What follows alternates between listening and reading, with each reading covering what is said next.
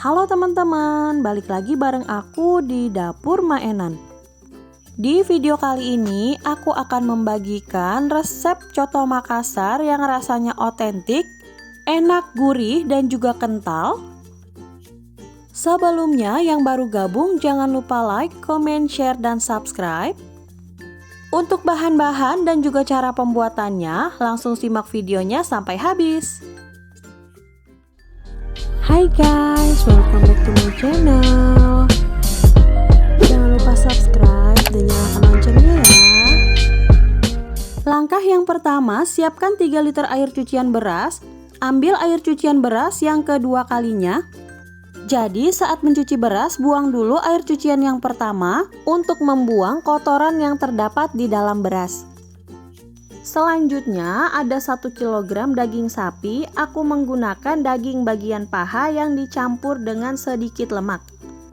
Selain daging sapi, aku juga menggunakan 200 gram hati sapi, 200 gram paruh sapi, dan juga 100 gram urat. Ini bisa kalian sesuaikan lagi dengan selera masing-masing. Langkah yang pertama, rebus daging sapi menggunakan air cucian beras. Untuk jeroan kita rebus terpisah agar air kuahnya nanti tidak bau amis. Jadi kita rebus menggunakan air biasa di panci yang terpisah. Selanjutnya tambahkan 1 sendok makan garam, 3 lembar daun salam. Rebus menggunakan api sedang hingga matang. Jangan lupa ditutup agar lebih cepat empuk. Untuk waktu perebusan sekitar 30 hingga 40 menit. Yang punya presto ini boleh di presto agar lebih cepat empuk.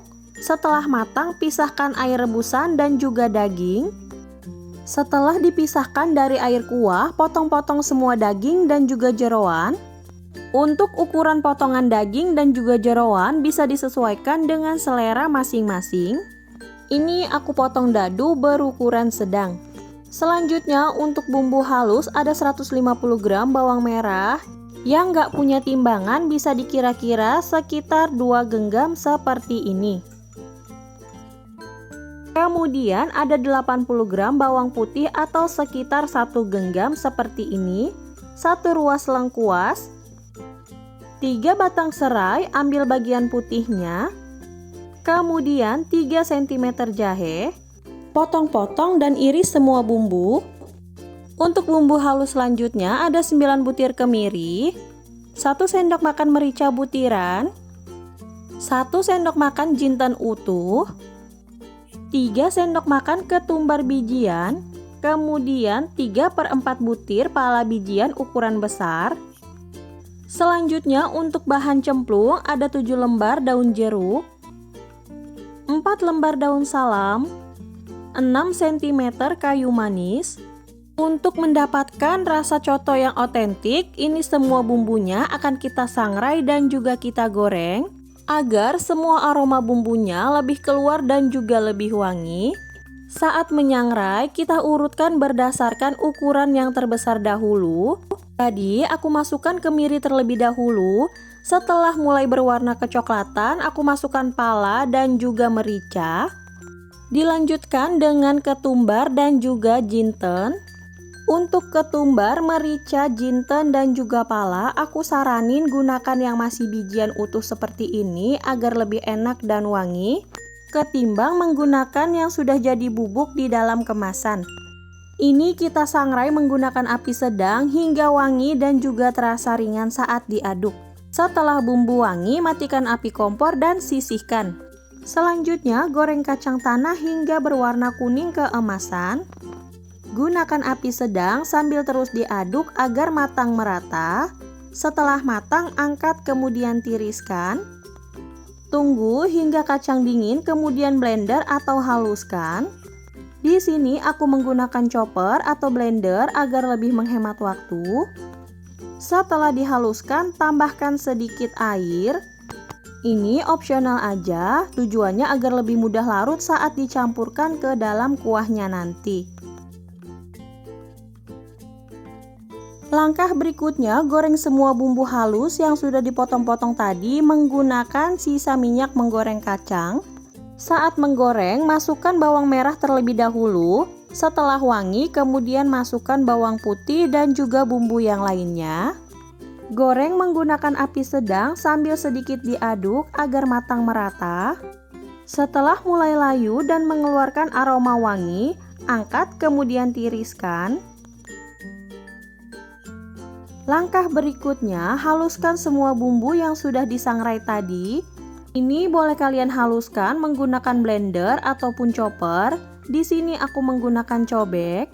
Setelah bumbu halus, masukkan bawang-bawangan yang sudah digoreng tadi, kemudian haluskan kembali. Untuk teman-teman yang mau melihat detail bahan, semuanya udah aku cantumin di box deskripsi di bawah video ini. Setelah semua bumbu halus, ini kita bersihkan dulu menggunakan spatula. Kemudian akan kita goreng kembali. Ini aku menggunakan minyak bekas menggoreng bawang tadi. Goreng bumbu hingga benar-benar matang.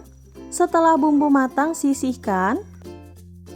Selanjutnya untuk kuah, saring air rebusan kaldu daging, kemudian rebus kembali. Masak menggunakan api sedang. Selanjutnya masukkan daun jeruk, daun salam dan juga kayu manis. Masukkan bumbu halus yang sudah digoreng. Tambahkan bumbu dasar seperti garam, gula pasir dan juga kaldu sapi. Masak hingga mendidih. Jika kuah mulai mendidih, masukkan daging dan jeroan yang sudah dipotong dadu.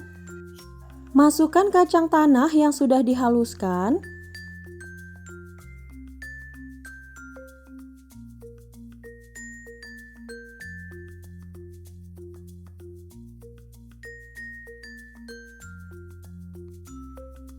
Aduk hingga kacang larut dan juga tercampur rata. Masak hingga mendidih. Jangan lupa tes rasa. Untuk rasa asin, manis dan gurihnya sesuaikan dengan selera masing-masing. Setelah matang, matikan api kompor dan siap disajikan.